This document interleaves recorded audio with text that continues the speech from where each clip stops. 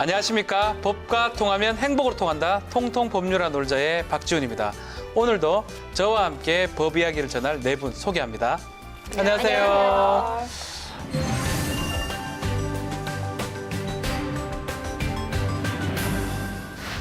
지난 9월 14일이 일자리 창출의 날이라고 불러야겠습니다. 왜냐하면 국회 잔디마당에서 2017년도 대한민국 청년 일자리 박람회가 열렸기 때문입니다. 네, 맞습니다. 이 박람회는 국회와 정부 중에서 고용노동부가 네. 공동 주최한 행사였는데요. 청년에게 힘이 되는 국회라는 슬로건 아래 주최한 박람회인데 여기에 무려 대기업 16개사를 네. 포함해서 210여 개의 민간 업체가 참여를 해서요. 청년 인재 2,000명을 채용할 계획으로 박람회가 열렸습니다. 와, 요즘 일자리가 진짜 사회적 문제로 대두된 만큼 여야 사당의 원내대표 모두 참석을 했고요. 이날은 이것 외에도 일자리에 대해서 논의할 다양한 자리가 있었죠. 네, 이 행사 당일에 세미나도 일단은 많이 열렸고요. 이 여야 사당 원내대표가 다 참석을 했다는 것 자체가 입법적 논의를 활발하게 한번 해보겠다 이런 네. 의지를 보인 거라고 생각이 들거든요. 새 정부의 청년 일자리 정책과 입법이라는 그 제목의 세미나가 일단 열렸었고요. 정세균 국회의장이 청년들을 직접 만나서 그들의 진솔한 이야기를 들어보고 또 애로사항은 없는지 한번 살펴보고 입법으로 어떻게 하면 승화시킬 수 있을까 간담회도 열렸었습니다. 제 같은 경우는 이제 고시생을 좀 오래 했었는데 취업 준비생, 취준생하고 그때 좀 비슷하다는 생각이 들어서 이날 그 사진들 보니까 그때 생각이 좀 나더라고요. 저도 양 취업을 변호사도 그쵸, 네. 준비하던 시절이 있었는데 네네. 그때 생각하면 되게 불안했던 기억이 많아요. 왜냐면 뭘 해야 될지도 잘 모르겠고 이게 맞는 건가라는 생각도 들고 그리고 주변의 분위기가 일단은 내 적성 이런 거 다 상관없고 뭐 몇백 개 기업 그냥 다 내는 약간 추세였거든요. 그렇죠. 그러니까 몇백 개 기업을 다 내고 내가 마음에 안 드는데 되더라도 가야겠지라는 게 좀 불안감이 있었던 것 같아요. 김 기자는 어때? 취직 좀 잘했습니까? 잘했을 것 같긴 한데요. 저도 근데 준비하는 동안은 부담감 느꼈던 거는 네네. 똑같아요. 근데 제가 대학원 다닐 때 이제 언론고시 스터디 모임을 했었는데 네. 그래도 이제 같은 꿈을 꾸는 사람들끼리 모여서 고충도 나누고 하는 그런 과정이 참 소중했던 것 같아요. 돌이켜보면. 그렇죠. 하지만 네. 취업을 하신 분들은 뭐 이제 취준생은 과거의 일이겠죠. 그렇지만 취업을 한 지금 상태에서 마냥 또 안정된 마음을 갖고 있냐 그건 또 아니거든요. 요새 같은 100세 시대에 네. 또 조기 은퇴도 많잖아요. 내가 과연 언제까지 일을 할 수 있을까? 갈수 내가 나이가 들어서도 나에게 일자리가 있을까? 이런 걱정들 다들 하실 것 같아요. 네, 맞습니다. 청년은 청년대로 또 중장년층은 또 그 나름대로의 일자리 문제로 좀 힘들어하는데 그래서 오늘은 현재의 취업난을 해결할 수 있는 방법을 좀 찾아보려고 합니다. 먼저 어떤 법을 봐야 합니까? 네, 오늘은 그 일자리 문제 해결책을 네. 청년과 노인 이렇게 세대별로 좀 나눠서 살펴볼 건데요. 그래서 이제 두 가지 법을 살펴볼 겁니다. 먼저 청년 고용 촉진 특별법이라는 게 있어요. 청년 미취업자에 대해서 국내나 아니면 이제 뭐 해외에서라도 직업 능력 개발 훈련에 이제 지원을 해줍니다. 이런 네. 지원을 통해서 청년 고용을 촉진하겠다라는 취지를 가지고 있고요. 이렇게 해서 지속적으로 어쨌든 청년 취업이 활성화되면 경제적으로 발전을 하게 되지 않을까라는 굉장히 멀리 이제 목표도 가지고 있고요. 네. 2004년 3월 5일에 제정이 됐는데요. 제정 당시에는 청년 실업 해소 특별법이었어요, 이름이. 근데 2009년 10월에 청년 고용 촉진법으로 이름이 바뀌었습니다. 이게 이 법 제정 필요한 게 아마 IMF 이후에 이 고용 불안 같은 게 또 여파로 막 그렇기 때문에 이 법이 만들어진 게 아닌가 생각이 듭니다. 그 당시에 이제 사적 부분뿐만 아니라 대규모 공적 부분까지 조정을 했었고요. 이래가지고 대량 실업이 발생하니까 이런 법들이 추진이 된 것이죠.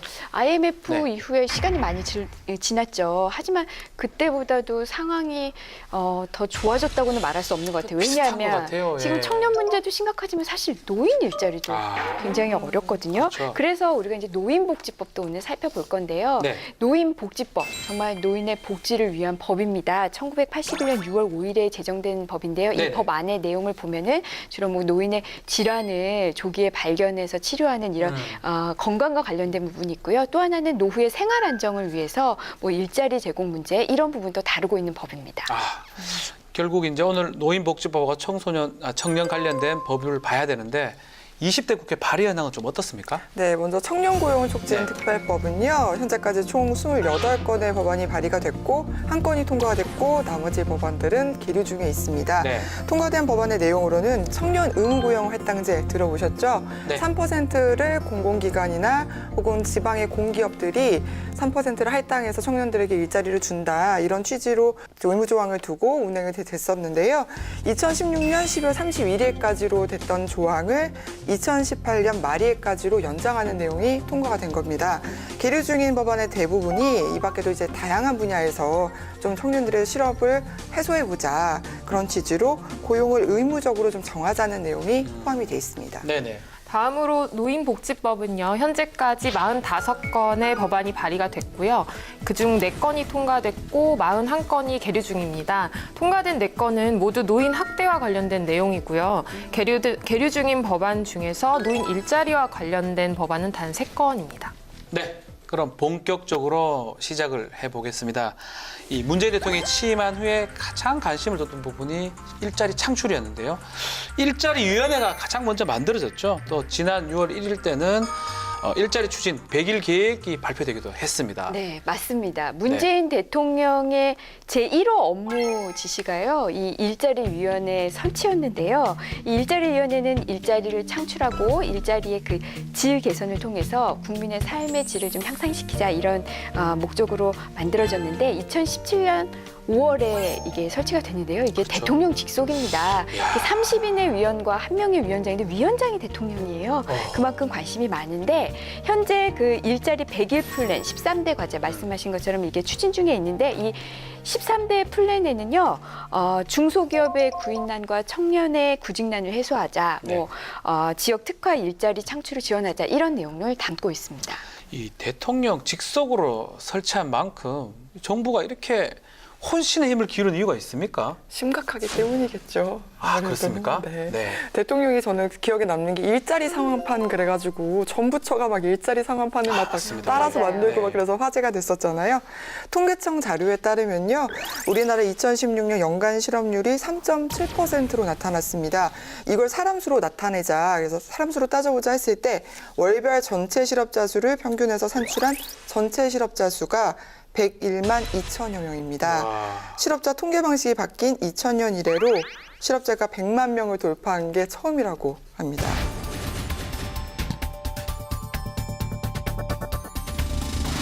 그리고요, 작년보다 지금 상황이 사실 더 안 좋아졌대요. 이게 청년층, 특히 이제 15세에서 29세 사이에 청년층의 실업률이 굉장히 심각한 걸로 이제 지표가 나타났는데요. 통계청이 발표한 8월 고용 동향에 따르면 네. 이런 청년층의 실업률은 9.4%예요. 근데 1년 전과 비교해서 0.1%포인트 정도 상승을 했다 그러고요. 그리고 구직 단념자나 아니면 이제 취업 준비생까지 다 포함을 해서 직접 느끼는 체감 실업률이 어떤가 이걸 뜻하는 게 이제 청년층 고용 보조 지표라는 게 있거든요. 근데 그거 역시 1년 전보다 1.0%포인트 정도 오른 걸로 나타났습니다. 이게 제가 봤을 때는 우리나라 경기가 지금 안 좋은 것도 있지만 이 많은 사람들이 좀 좋은 직업, 특정한 직업을 원하기 때문에 그런 게 아닌가 사실 생각 그런 드는데요. 것도 있는 것 같아요. 그러니까 네. 눈높이를 좀 낮추지 못하는 그렇죠. 그것도 좀 문제가 있는 것 같고요. 그리고 대다수의 그런 이제 청년층 취업 준비생들의 네. 얘기 들어보면 자리가 없다는 거예요. 자리가 그냥 없다고요? 뽑으면 내가 응시라도 할 텐데 그냥 아예 뽑지 않는 기업들이 늘어나고 있다. 좀 포화 상태인 것 같다 이런 얘기를 많이 하더라고요. 그러니까 이 경제 위기가 우리나라만 그런 게 아니고 전 세계적으로 좀 마찬가지예요. 다 경제가 좀 안 좋기 때문에 아마 아시아라든지 뭐 유럽, 미국까지 청소년들이 다 이렇게 실업 때문에 고민을 다 하더라고요. I am unhappy 이런 식으로 불행하다고 얘기하긴 하더라고요. 예. 맞습니다. 네. 그 전 세계적으로 경제 위기가 다 비슷하긴 한데요. 차이는 다른 국가들은 좀 상황이 나아지고 있다는 네. 겁니다. 어. OECD 회원국의 청년 실업률이요. 평균적으로는 12.6%에서 12.1%로 0.5%포인트가 하락을 했는데요. 네. 우리나라의 경우는 지난해 청년뿐만 아니라 전체 실업률이 12월 3.5%에서 지난 4월 4.0% 0.4%로 0.5%포인트가 상승했습니다. 증가했네요. 예, 다시 말해서 한국은 청년 실업률 상승폭이 OECD 국가 중에 1위고요. 심지어 이 상승폭이 OECD 회원국 중에서 가장 가파르다고 합니다. 일자리 위원회도 만들고 대통령이 이렇게 신경을 쓰고 또 지자체도 상당히 노력을 하는데 왜 이게 해소가 안 됩니까? 그렇게 쉬운 거면은 뭐 전 세계 실업률 때문에 고민하는 나라가 없겠죠. 실업률 낮추는 게 그렇게 쉬운 문제는 아닙니다. 어렵겠죠, 그렇죠. 그죠? 일자리 예. 창출도 특히 양질의 일자리를 창출해야 되고 또 이 정부며 이런 데서 지원하는 것도 이것도 또 굉장히 효율적으로 효과적으로 지원해야 되는데 그런 거 마련하기 좀 쉽지는 않겠죠. 근데 제가 살펴보니까 이제 그 제도에서 그 청년 취업을 지원하는 그런 제도에서 보면은 그 청년을 정의하는 그것도 좀 일률적이지 여기까지죠. 않더라고요. 예, 예. 보니까 먼저 서울시의 청년 수당 대상자의 네네. 그 청년은요 19세에서 29세까지래요. 그런데 고용노동부가 청년 미취업자를 지원하는 청년 취업 성공 패키지 이런 걸 네. 운영을 했는데 거기서의 청년은 18세에서 34세입니다.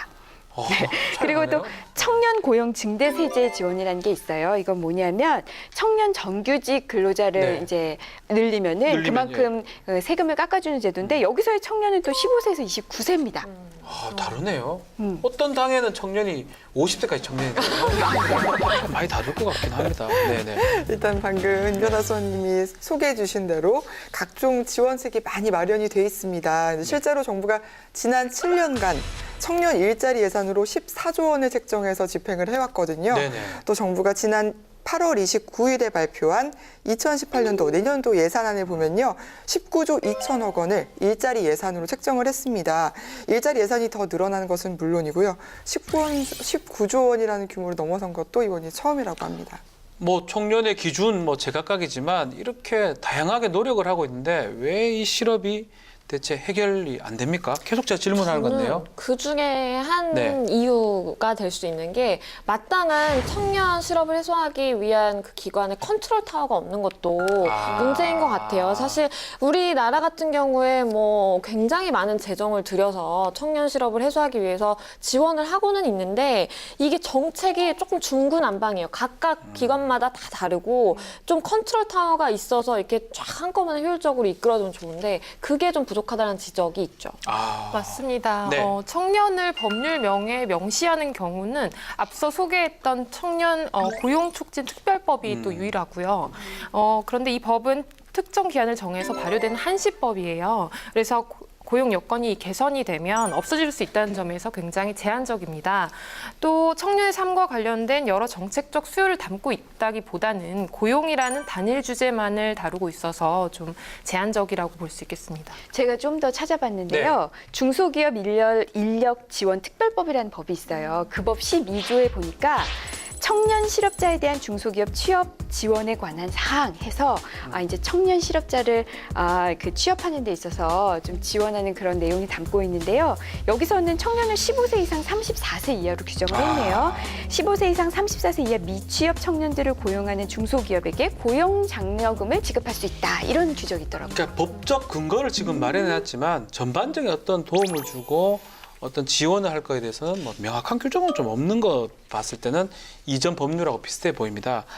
근데 지금껏 청소년법도 있고 뭐 소년 관련된 법도 있고 노인 관련 법도 있는데 왜 청년 관련 법은 없었는 건가요? 저도 그게 참 궁금하더라고요. 청년이세요 지금? 청년이라고 봐야 될까요? 전 청년이라고 믿고 싶은데 청년이라고 믿고 싶은데 일단은 그 이유가 뭘까 3가지 정도 이유를 꼽아볼 수 있겠더라고요. 네. 근데 먼저 청년의 시기를 일단 성인기에 포함되는 시기로 보기 때문에 그런 것이 아닌가. 그래서 별도의 법률로 제정을 하기에는 좀 무리가 있지 않은가 하는 생각에서 시발이 된 것 같고요. 네. 예를 들어서 병원에 소아과가 있고 또 산부인과도 있잖아요. 전 좀 불만이에요.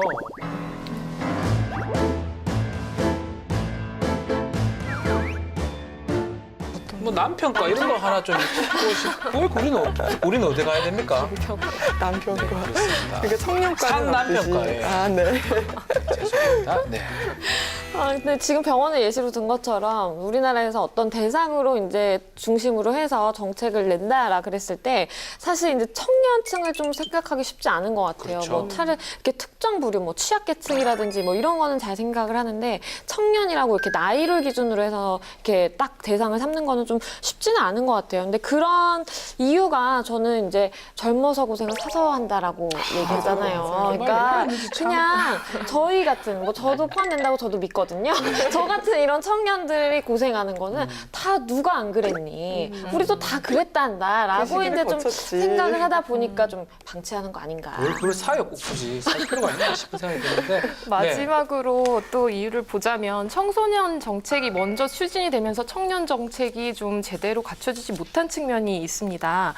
청소년 정책은요, 90년대부터 국가 정책으로 법률과 제도를 갖췄는데요. 사실상 이때 청년을 포괄하는 방식으로 청소년을 24살까지로 규정을 해버려서 지금은 약간 청년 정책이 붕 뜨게 된 상황이에요. 애매한 측면이 있네요. 그래도 많은 재정도 지금 수십조, 십몇 조 투입도 하고 법률도 지금 만들고 뭐 체계적으로 관리하고 있는데 그러기 위해서 법안이 하나 발의가 됐죠. 네, 발의된 게 있습니다. 네네. 지난 6월 30일 강창희 의원이 대표 발의한 내용이 있는데요. 네. 무엇이냐? 우리가 지금까지 청년은 앞서 말씀하신 것처럼 취약계층으로 보기는 어려웠었는데 네. 워낙 경제가 어렵고 일자리가 없고 그렇다 보니까는 이제 청년들도 우리가 좀 지원해야 될 필요가 있다. 이런 인식은 있는데 정부의 컨트롤 타워가 없다는 거예요. 청년 정책을 만들고 실행하고 뭐 좀 예산도 좀 모으고 뭐 이럴 컨트롤 타워가 없다. 그래서 컨트롤 타워를 만들어서 청년 정책의 그 법률적 제도적 근거를 마련하고 이거 뭐 청년 정책에 관한 기본 계획, 뭐 시행 계획 이런 거 수립해서 청년 발전 지원 기금 이런 것도 설치하자. 이래서 이제 좀 청년들을 좀 우리가 이제 지원을 해보자 하는 내용으로 발의를 한 게 뭐 있습니다. 청년부 같은 거 설치하자 뭐 이런 것 같긴 하네요. 네네.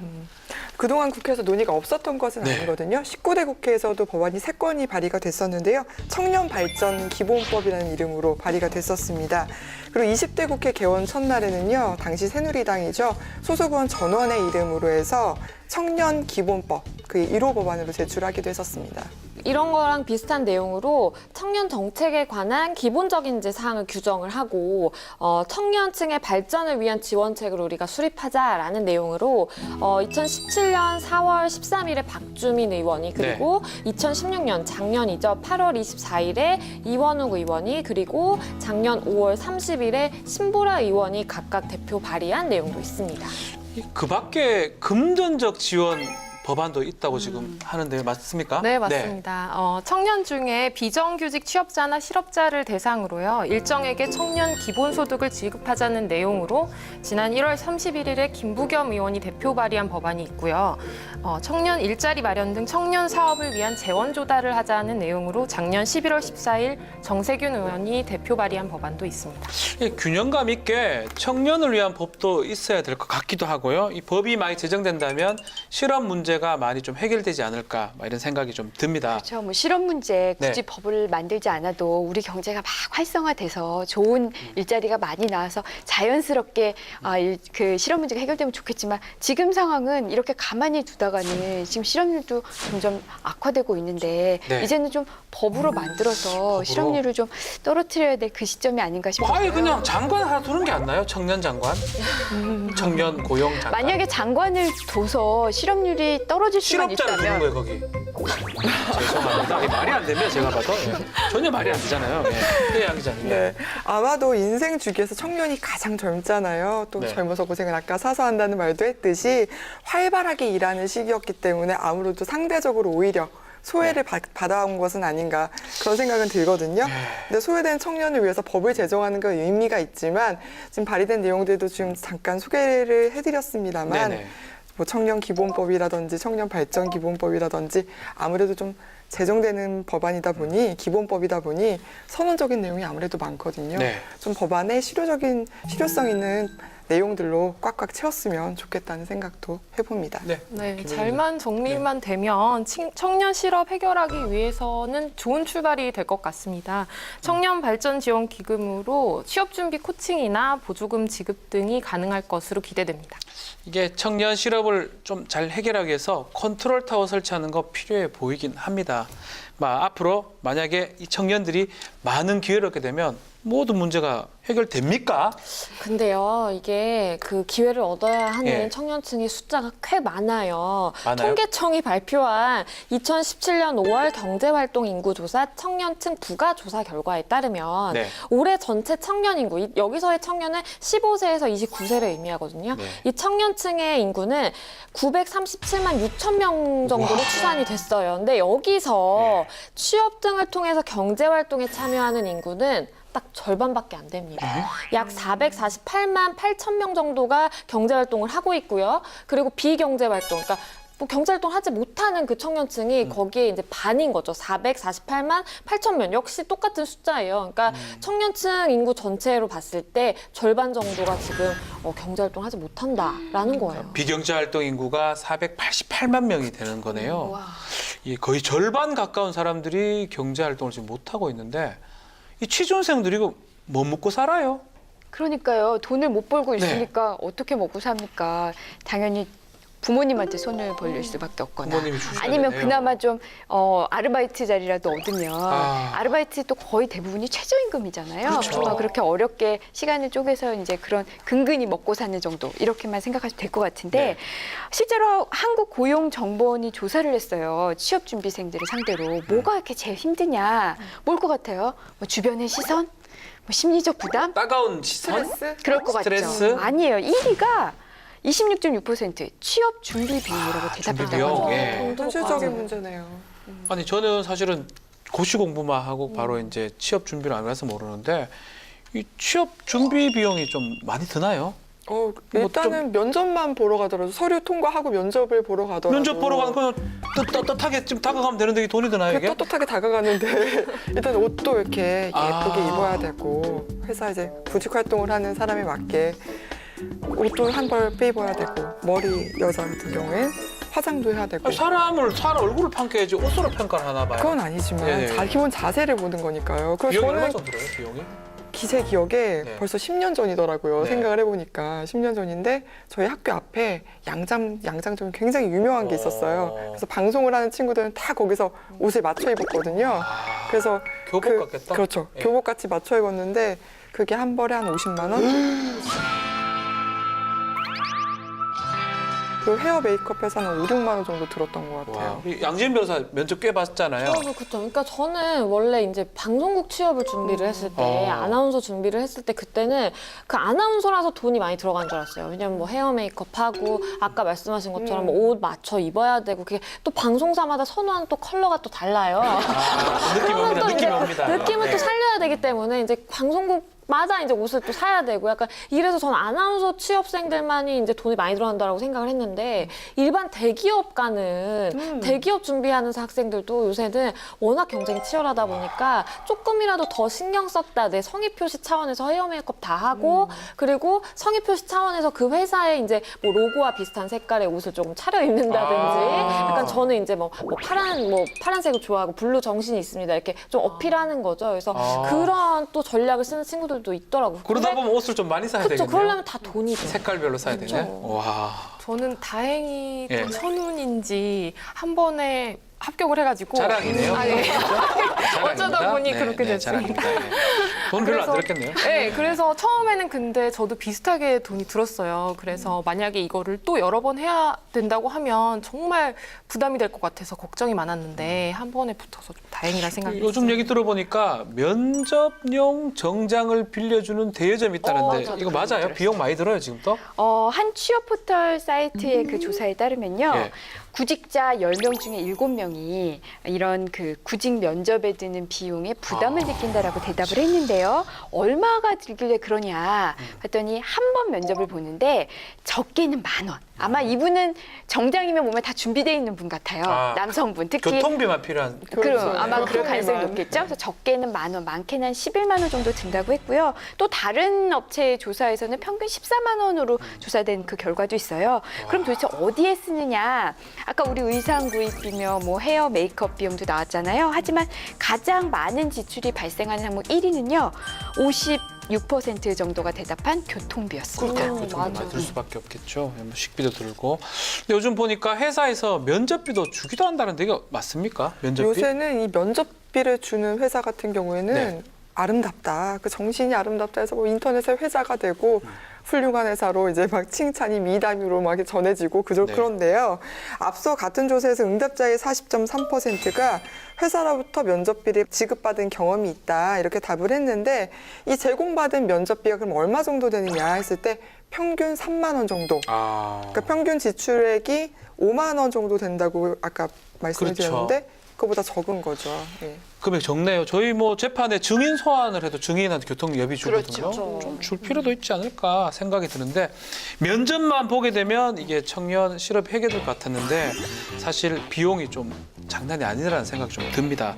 해외에서 어떻게 대처하고 있습니까? 해외는 특히 이제 유럽 국가들을 좀 살펴보면요. 독일은 1971년도에 무려 71년도에 도입한 바페크 제도라는 게 있어요. 이거는 독일의 고등학생과 대학생들에게 부모의 이제 소득에 따라서 기준을 나눠서 최대 월 735유로, 한국 돈으로 한 약 93만 원 정도 되는데요. 이 돈을 취업하는데 필요하니까 지원을 해주겠다라 그래서 그냥 지원을 해주는 거예요. 바페크 제도? 예. 네, 그리고 이제 프랑스 같은 경우에는 이게 알로카시용 제도라는 게 있는데 서울시의 청년 수당에 이제 모델이 된 그런 이제 정책이에요. 구직 활동과 직업 교육 참여를 약속한 그런 청년층에게 월 451유로, 한국 돈으로 약 57만 원 정도의 수당을 지급하는 거고요. 그리고 2018년부터는 또 새롭게 그 18세에서 25세 청년층에 해당하는 그 청년들에게 월 400유로, 약 51만 원 정도의 사회적인 그 최소 수당을 지급하겠다라고 밝혀서 청년들이 좀 고민을 덜 수 있게 된 것 같아요. 폴란드는 청년들에게 바우처를 지급한다는 점에서 성남시의 그 청년 배당 제도와 유사한데요. 폴란드는 25세 무직자에게 직업 훈련과 구직 활동에 사용할 수 있는 바우처를 제공한다는 점에서 좀 차이가 있습니다. 호주의 경우는요, 청년들에게 새 출발 수당과 청년 수당이라는 현금 지원 제도를 시행 중인데요. 청년 수당은 자산 조사를 통해서 구직 활동을 조건으로 2주에 우리 돈 20만 원에서 60만 원 정도를 차등 지급하고 있습니다. 뭐 물론 지금 소개한 각국의 이 정책을 다 받으면 좋겠지만 또 예산적인 문제도 사실 있다고 봐야 될 것 같고 그렇지만 어느 정도는 좀 청년들을 지원하는 어떤 구직을 지원하는 제도가 있으면 좋을 것 같긴 합니다. 네, 한 네. 취업 포털 사이트의 조사에 따르면요. 면접 비용이 너무 부담스럽다 해서 면접 자체를 아예 포기한 사람이 33.1%에 그 돈이 달한대요. 없어서요? 네, 그러니까 면접 보러 오세요 했는데 면접 비용이 너무 비싸. 그냥 면접 포기해야겠다라고 대답한 사람이 10명 중에 3명 이상이 된다라는 건데요. 심각하네요. 네, 그러니까 면접 비용이 없어서 면접조차 못 보는 이런 일은 막아야겠죠. 그래서 작년 8월 23일에 조원진 의원이 대표 발의한 내용은요. 공공기관 네. 아니면 지방 공기업 또는 상시 고용하는 근로자 수가 일정 규모 이상의 기업의 사업주한테 면접에 응시하는 이 청년 미취업자에 대해서 네. 면접 비용을 줘라라는 내용의 그런 그 내용을 발의했습니다. 그 차라리 면접할 때 좀 안 씻고 오고 이렇게 하면 안 될까요? 아이, 편하게 입고. 교통비. 그러니까 교통비만 주고 뭐 그렇게 좀 이렇게 하면 너무 차려오지 말게 하면 죄송한데 그건 말이 안 되네요. 제가. 네, 네. 이 밖에도 이 구직자에게 채용 면접을 응시한 사유로 해서 면접비를 지급할 수 있도록 하자 이런 내용으로 작년 9월 23일에 정태욱 의원이 대표 발의한 내용도 있습니다. 법안 있다고요? 그리고 또 네. 있는데요. 단순히 면접비를 지급하는 게 아니라 좀 더 세부적으로 취업이 이제 좀 어려운 청년들 같은 경우에 무슨 이유로 취업이 좀 어렵나 이제 좀 살펴보면서 직업 경로를 뭐 설계를 해준다든지 아니면 직업 능력 개발을 위한 훈련을 마련해 준다든지 아니면 취업을 적극적으로 알선을 해준다든지 이런 좀 맞춤형 서비스를 제공하는 내용을 담고 있는 법안도 있고요. 그리고 네. 거기에 더불어서 취업 지원 수당의 지급 근거를 조금 명확히 하는 기준들을 좀 세부적으로 마련한 발의안도 있는데요. 이거는 지난 8월 29일에 김정우 의원이 대표 발의한 내용입니다. 근데 이런 내용들에 대해서 환경노동위원회에서 이 검토한 걸 따르면 타당성 있는 건 맞지만 면접 대신에 필기라든지 서류 전형으로 할 가능성이 있고 면접 전형을 축소하는 또 부작용이 있기 때문에 약간 또 이걸 바로 시행하기는 곤란하다 이렇게 저도 얘기를 합니다. 같은 생각이에요. 왜냐하면 예를 들면 집안 형편이 어려워서 우리가 흔히 말하는 고스펙을 쌓지 못한 그런 취업 준비생이 있을 수 있어요. 네. 그런 사람은 면접을 통해서 자신의 어떤 능력이나 이런 걸 어필할 수 있는데 회사 차원에서 만에 이거 예전 같으면은 면접을 한 100명 봤었는데 100명이나 보면 면접 비용 다 돈 많이 지출하는데 드니까. 이번에 50명만 보자 하면서 그런 그 취업 준비생을 서류 전형에서 탈락시켜 버리면 오히려 그렇게 저스펙을 갖고 있는 취업 준비생들에게 면접 기회조차 얻을 수 없는 이런 또 부작용이 있네요. 부작용이 있을 수도 있을 것 예전에 같아요. 100명이 면접 보던 거를 아끼려고 10명을 보게 되면 90명이 빠져버리니까 스펙이 적은 사람은 좀 안 좋다 이 말이네요. 그렇죠. 그렇죠. 근데 저는 이제 그 면접 비용이 좀 부담이 된다면 그 부분을 좀 국가에서 좀 지원을 해서라도 조금 당사자들에게 지급을 하는 게 맞지 않나 싶어요. 저는 옛날에 저도 한 10년 된 것 같은데 그 전에 면접을 보러 갔었어요. 네. 갔는데 기대치 않았는데 갑자기 봉투를 주면서 교통비라고 이렇게 주는 거예요. 그 회사에서 10년 전에. 근데 물론 대기업이긴 했는데 딱 열어보니까 그 당시에 5만 원이 딱 들어있더라고요. 지금 잘 나가는 기업입니까? 망했습니까? 그래도 잘 나갑니다. 역시, 그래서 예. 딱 되게 기분이 좋았거든요. 붙 떨어지든 간에 일단은 그래도 교통비는 내가 벌었구나. 네. 좀 그런 생각이 들잖아요. 그래서 저는 뭐 그런 이렇게 동료 차원에서라도 저는 좀 좋은 걱정되는 것 게 그럼 계속 면접만 보러 다니는 그래서 아르바이트 할 수도 사실 있잖아요. 저희 때 그런 면접 사람이 아르바이트. 있었어요. 뭐 가서 그냥 랄랄락 하면 나와버리고 사람이 저기 가서 또 하고 또 여기 가서 하고 이러면 면접비만 그것도 받아도 문제긴 하죠. 조금 그냥 문제될 수도 있겠네요. 네. 저는 그 기업들에게 이거를 좀 강제하는 것보다는 양 변호사님께서 말씀하신 것처럼 좀 기업 스스로 인식을 바꿔서 좀 보면 어떨까 싶어요. 기업 입장에서도 사실 고용을 위한 투자라고 생각하면은 이게 꼭 손해만은 아닌 것 같거든요. 네, 하여튼 뭐 우리 청년 일자리 또 면접 비용 이게 좀 잘 좀 해결이 좀 되면 좋겠다 생각이 들고 이 누구나 또 평등하게 기회가 제공된다면 또 그것만큼 또 좋은 또 사회고 더 많은 인재가 나올 수 있다 생각이 듭니다. 자, 다음은 노인 일자리 부분 좀 얘기를 좀 나눠봐야 됩니다. 청년이 장년이 되고 장년이 노인이 되잖아요. 지금 100세 시대인데요. 은퇴 후에 제2의 직업을 갖고자 하는 사람들이 참 많이 있습니다. 자, 좀 질문 드릴게요. 임방울 변호사 뭐 단도직입적으로 몇 살까지 변호사 할까요? 변호사는 글쎄요, 제가 언제까지 할 수 있을지는 모르겠지만 네. 최소한 저는 죽는 날까지는 일을 할 거예요. 그게 변호사 일이든 변호사가 아닌 다른 일이든 간에. 왜냐하면 일하지 않는 삶은 의미가 없다고 생각합니다. 참 임방울 변호사 저랑 똑같아요. 저는 죽기 직전에 그만둘 거예요. 응원합니다. 네. 변호사 지금 좋은 게 정년이 없습니다. 정신만 말짱하다 그러면 맞습니다. 계속적으로 할 수 있기 때문에 글쎄요. 양수 기자님 어때요? 저도 진짜 최대한 오래 너의 목표가 뭐냐라고 누군가가 목표가 물으면 뭐예요? 꿈이 뭐냐라고 꿈이 뭡니까? 물으면 최대한 늦게까지 오랫동안 네가 오비 모임 나올 때 나는 현역으로 모임에 나가는 거야라고 얘기를 하고 하는데 요즘에는 70세도 그렇게 많은 나이는 아니지 않나 맞아요. 싶어요. 청년이에요. 네. 실제로 저희 부모님들이 다 60대 중반이시고 70대가 넘어가시는데도 왕성하게 사회활동을 하고 계시거든요. 네. 그런 걸 보면 또 그렇게 많이 힘든 일은 아니지 않나. 양 변호사 어떻습니까? 저는 뭐 그렇게 오래까지 하고 싶은 생각은 별로 없어요. 지금 눈빛이 그래요. 제가 봤을 네, 때도. 저는 지금 얘기를 들으면서 정말 죽는 날까지 일을 하고 싶으신가? 죽는 날까지 일을 하고 싶으신가? 저는 약간 문화적인 충격이 느껴질 정도로 약간 뭐 별로 그렇게 길게 일하고 싶은 생각은 없는데 네. 근데 이제 뭐 조건이 붙는다면 당연히 그렇죠. 저는 이제 뭐 100세 시대잖아요. 직업은 한 몇 번, 세네 번 정도 네. 바뀌어야 된다고 생각해요. 네네. 그래서 이제 굉장히 널널한 편하게 할 수 있는 그런 직업이 있다면야 마다하진 않겠지만 뭐 죽는 날까지 하고 싶진 않아요.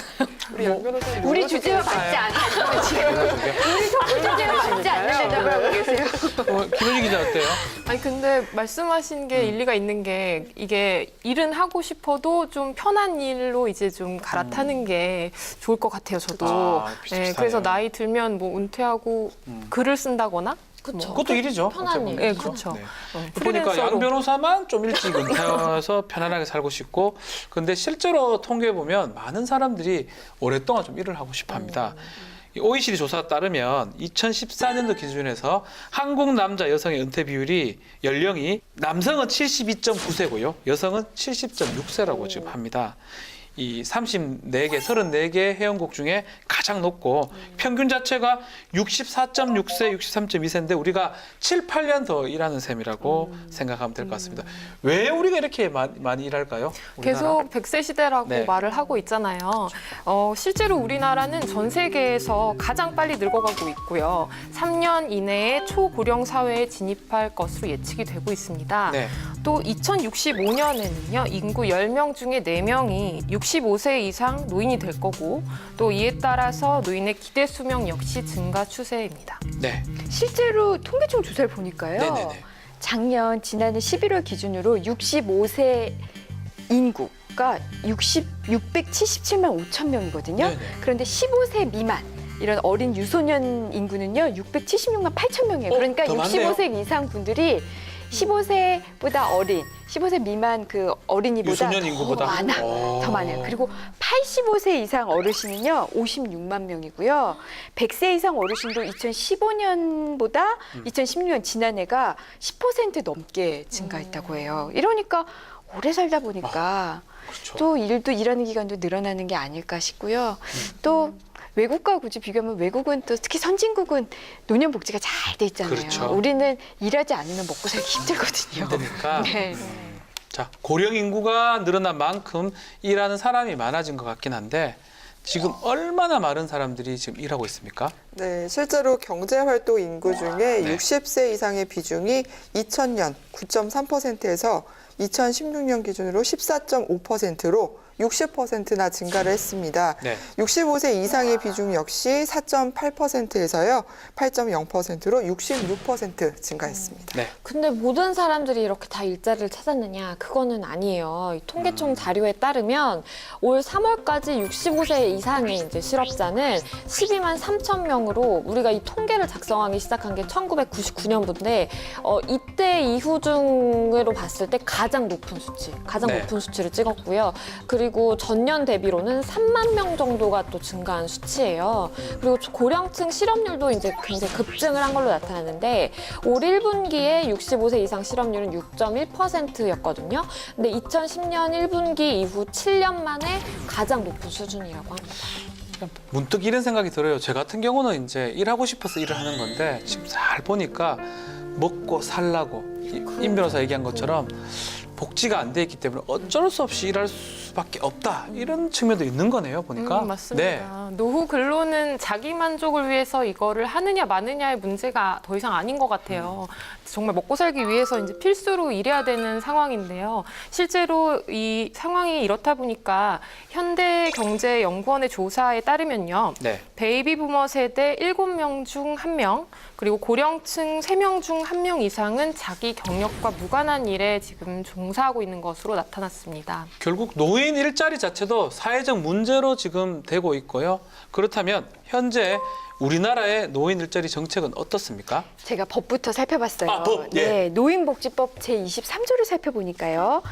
국가 또는 지방자치단체가 노인의 사회참여 확대를 위해서 노인의 지역봉사 활동계를 넓히고 노인에게 적합한 직종의 개발과 그 보급을 위한 시책을 강구하며 근로 능력이 있는 노인에게 일할 기회를 우선 제공할 수 있다. 자, 이렇게 규정되어 있어요. 벌써 법이요? 듣기만 해도 굉장히 그 노인 일자리에 대해서 기본적인 것만 정한 것 같죠. 뭔가 그냥 큰 틀만 잡혀 있는 그렇죠. 이렇다 보니까 어떤 유형별로 다양하게 추진되고 있는 이런 그 노인 일자리 사업을 체계적으로 관리할 이런 관리하기에는 어떤 한계가 한계가 있다. 딱 보이네요. 이런 지적이 있습니다. 네네. 네. 또 보건복지부는요, 노인복지법과 저출산 고령사회 기본법에 근거를 해서 2004년부터 노인 일자리 사업을 추진 중인데요. 네. 예산 규모도 2004년에 212억에서 2017년 5,200억 원까지 증가를 했습니다. 네네. 그런데 이제 노인 일자리 사업과 관련해서는 보건복지부랑 지방자치단체 그리고 또 한국노인인력개발원 등 관련 기관별로 아까 얘기했던 거랑 비슷해요. 네. 수행 사업과 역할, 기능 뭐 이런 게 아무래도 규정이 좀 부재해서 노인 일자리 정책의 체계적이고 효율적인 분할이 안 되고 개발과 보급이 좀 어려움이 있다. 이런 문제점이 지적이 되고 있습니다. 다시 말해가지고 우리 청년 일자리처럼 청년 일자리 지금 컨트롤 타워가 없다라는 얘기를 했었는데 노인의 일자리 부분도 체계적인 정비가 좀 필요하다. 이래서 발의된 법안 있죠? 그렇죠. 그래서 이제 좀 통합적인 내용을 담고 있는 내용의 발의안이 이제 있는데요. 노인의 다양한 일자리 참여 욕구에 부응할 수 있는 우리가 양질의 일자리를 좀 창출하는 내용도 담고 있고요. 그리고 노인의 전문 지식과 경험을 살릴 수 있는 조금 사회적인 환경을 조성하도록 하는 법안을 제정하자라는 이제 내용도 담고 있는 법안이고요. 지난 5월 31일에 인재근 의원이 대표 발의한 겁니다. 네네. 이 밖에도 비슷한 내용으로요. 노인 일자리 창출 및 지원에 관한 법률을 제정하자는 취지로 작년 11월 11일에 천정배 의원이 대표 발의한 법안도 있는데요. 네. 두 법안의 차이점은 조금 미세하게 다른데 인재근 의원의 법안의 경우는 국가 및 지방자치단체의 노인 일자리 및 사회활동 기회의 개발과 보급 의무를 규정을 하고 있고요. 천정배 의원의 법안의 경우는 좀 더 구체적으로 국가 및 지자체의 노인 일자리 개발과 보급 또 사회적 환경 조성 등의 시책 마련 의무를 규정하고 있습니다. 뭐 법안들도 다 좋아 보이긴 한데 뭐 구체적인 또 궁극적인 해결책이 좀 눈에 좀 잘 안 띄는 게 사실인데 이게 해결될지 좀 저는 의구심이 좀 드는데요. 저는 일단은 적극 지지하는데요. 네. 그래도 이런 법안이 지금 상황에서는 다른 어떤 법안보다도 좀 필요한 것 같아요. 사실 그렇죠. 노인들이 일자리를 얻지 못해서 생기는 이제 사회적 폐단들이 좀 많잖아요. 뭐 노인들이 우울증이 생기기도 하고 또 뭐 사회에 대한 분노로 이렇게 표출되는 경우도 좀 봤고요. 그렇죠. 그래서 하루빨리 좀 해결될 수 있는 방안이 필요한 것 같습니다. 맞습니다. 노인 실업률을 빨리 해결해서 노인 일자리 문제를 개선해야 되는데 그럼 해결책을 찾기 위해서는 노인 일자리 이런 게 어디가 있고 어떤 게 지금 보급되는지 그걸 알아봐야 될 것 같은데요. 지난 정부에서 2013년 국정 과제로 내세운 게 뭐였냐면 특히 노인 공익 활동 일자리와 관련된 거였는데요. 이런 노인 공익 활동 일자리를 연간 5만 개씩 추가로 만들자. 와. 또 두 번째로는 이 참여 보수가 월 20만 원이었는데 한 30만 원에서 40만 원으로 인상하자. 또 하나는 보통 한 7개월 정도 참여를 했었는데 이 참여 기간도 10개월에서 12개월로 확대하자 이런 사업을 추진했었어요. 네네. 이게 이제 다 이루어졌으면 좋았을 텐데 얼마나 이게 실현이 됐나 봤더니 연간 5만 개의 일자리 확충은 이거는 실현이 됐어요. 됐습니까? 그런데 예. 노인 공익활동 참여 보수 네. 이게 2017년으로 봤더니 월 22만 원 그러니까 2만 원 올랐네요. 그러니까 이제 이 정도밖에 오르지 않아서 어떤 이런 사업을 더 활성화하고 또 이런 참여 보수를 얼마나 인상시킬 수 있는지 여기에 대한 노력 대책이 더 필요한 것으로 보입니다. 아니 월 22만 원으로 이게 생활 같은 게 해결이 되나요? 노인 일자리 사업 수당이요. 네. 계속 고정돼 있는 상태더라고요. 지난 2004년에 사업이 시작된 이래 지난해까지 12년간 월 20만 원으로 고정이 됐다가요. 일부 지자체에서 2만 원을 인상을 해서 22만 원을 지급해 왔습니다. 연평균 3%의 물가 상승률을 고려를 한다면 적다. 예. 정말 택도 없이 모자란 수준이죠. 네. 그리고 제가 이제 좀 확인해 보니까 지난 6월 추경에서 조금 올렸습니다. 예산을 좀 올려서 7월부터는 5만 원이 인상되기로 해서 27만 원이라고 이제 수당을 받게 된다고 알면 될 것 같습니다. 근데 과연 27만 원으로 이게 생활이 될지는 또 의문이에요. 국민연금연구원이 65세 이상 노인 1,400여 명을 대상으로 한 달 가계 총 지출 비용을 조사를 했거든요. 네. 근데 조사를 한 결과가 노인 가구의 식비, 그다음에 보건 의료비, 월세 이런 거 정말 필수적으로 들어가는 거잖아요. 이것만 하더라도 한 달에 필요한 비용이 총 107만 9,896원이거든요. 그러니까 현저히 못 미친다고 봐야 되죠. 107만 원인데 27만 원밖에 안 되니까 여전히 모자란 게 맞다고 보는 게 맞고요. 2015년도 우리나라 65세 이상 노인의 상대적 빈곤율이 49.6%로 OECD 회원국의 1위를 합니다. 이거 인상해야 되는 거 아닙니까? 네, 그래서 네. 발의된 내용이 있는데요. 네네. 우선 노인 공익활동 사업의 근거를 마련을 하고 또 그 수당, 공익활동 참여에 대한 수당을 매년 물가 상승률을 고려해서 인상시키자라는 내용을 담은 것으로요. 지난 2월 8일 위성곤 의원이 대표 발의한 개정안이 있습니다. 위성곤 의원 외에도 임종성 의원이 지난 8월 29일에 대표 발의한 법안이 또 있는데요. 이 내용을 보면 국가 또는 지자체가 노인의 지역사회 활동 및 취업의 활성화를 위해서 필요한 교육훈련의 계획을 수립하고 또 시행하도록 하는 내용을 담고 있습니다. 취지는 노인의 사회 참여 활동을 좀 보다 활성화하려는 것으로 볼 수 있고요. 그리고 또 있는데요. 네. 국가나 지방자치단체, 그 밖에 이제 공공단체 중에서 대통령령으로 정하는 기관 같은 경우에 그 소관 공공시설에 뭐 청소라든지 아니면 주차 관리, 뭐 매표 같은 사업을 이제 위탁하는 경우가 있잖아요. 그럴 때에는 65세 이상 노인을 100분의 20의 비율 이상으로 채용한 사업체를 좀 더 우대하자라는 내용을 담고 있어요. 네, 굉장히 네, 좋죠. 네. 이 발의안 같은 경우에는 지난 8월 7일에 유승혜 의원이 대표 발의했습니다. 예전에 제가 뭐 대학 다니고 뭐 이럴 때 보면 10,000원짜리 한 장만 있으면 정말 하루를 정말 행복하게 살았거든요. 요즘 10,000원 갖고 예? 10,000원 가지고 행복합니다. 행복하죠. 뭐 다 사 먹을 수가 있어요. 근데 요즘 10,000원짜리 들고 가면 과자 하나 사 먹으면 부담이 됩니다. 그러니까 사실은 물가 상승 이런 걸 좀 고려해야 될 것 같은데 네. 어떻게 생각합니까? 국가 재정이 허락하는 한에서 물론 최대한 지원하면 너무나 좋겠죠. 그래서 그 노인 공익 활동 인원이 좀 아무래도 늘어난다면 재정적인 부담이 될 테니까요. 그래서 이게 정말 근본적인 해결책일까 그런 거에 대한 의구심은 듭니다. 네. 저는 그러니까 노인 이런 이렇게 취업 관련 문제는 그냥 취업에 초점을 맞추는 게 아니라 좀 노인에 초점을 맞춰서 저는 좀 복지 차원으로 접근을 해야 된다고 생각을 하거든요. 그래서 뭐 어쨌든 국가에서 최대한 그 재정적인 지원을 할 수 있는 만큼 하는 게 정말 노인의 이제 생계 유지가 달린 문제이기 때문에 그렇죠. 좀 그런 시각에서 접근하면 좋을 것 같아요. 네, 뭐 최대한의 지원 예산이 허락하는 만큼 지원이 가능하면 뭐 좋겠다 생각이 들고 그 노인들 이제 어르신들의 어떤 직업 관련해서 최근에 제가 봤던 영화가 있습니다. 인턴이라는 영화인데요. 너무 좋아하는 로버트 영화예요. 드니로 참 멋지게 나오죠. 맞아요. 그 여자 상사를 모시는 30대, 40대 정도의 여자 상사를 모시는데 와, 참 막 별의별 거 다 해주고 70대에 은퇴했던 사람이 인턴으로 다시 복귀를 해가지고 하는 모습에 저는 사실 감동을 많이 얻었었거든요. 자, 정말 우리 좀 어르신들 또 노인들 중에 정말 실력이 상당히 뛰어나고 일을 계속해도 되는데도 불구하고 못하는 사람, 이 재능들을 활용해야 될 거 아닙니까? 또 사회적 인식이 좀 바뀌어야 된다고 생각이 좀 듭니다. 로버트 드니로 멋있잖아요. 마지막으로 우리 일자리 관련된 노인 일자리 관련된 정책 한번 소개를 좀 드리죠. 네, 앞서 저희가 소개해드렸듯이 2018년 예산안을 보면요. 일자리 관련 예산이 무려 19조 2천억 원입니다. 이 네. 금액은 올해보다 12.4% 증액되면서 사상 최대 규모가 됐는데요.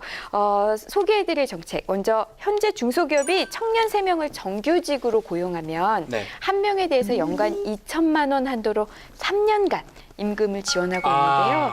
앞으로 이 청년 취업 지원 사업의 대상자 수가 2만 명으로 올해보다 무려 4배나 늘어납니다. 이야. 또 하나 청년들이 중소기업에 좀 장기 근속할 수 있도록 이걸 유도하는 정책도 늘렸는데요.